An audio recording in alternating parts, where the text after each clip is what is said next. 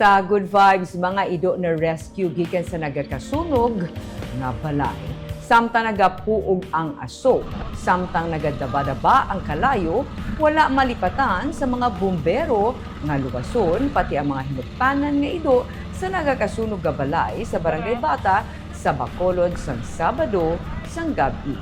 Sa video nga kuha ni Maestro Bombero, makita mga katapos ang Amity Volunteer Fire Brigade EMT nga ginatingwaan nga mabungi ang isa ka ido nga yara sa kritikal nga kondisyon pinaagi sa paghatag sang CPR.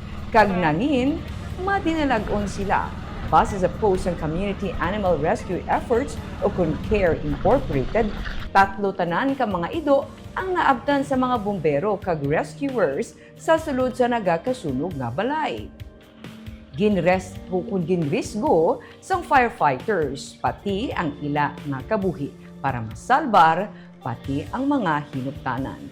Gintagaan sang oxygen ang mga ido para maka-recover. Wala sang tawo sa balay nga nagakasunog sang matabo ang insidente.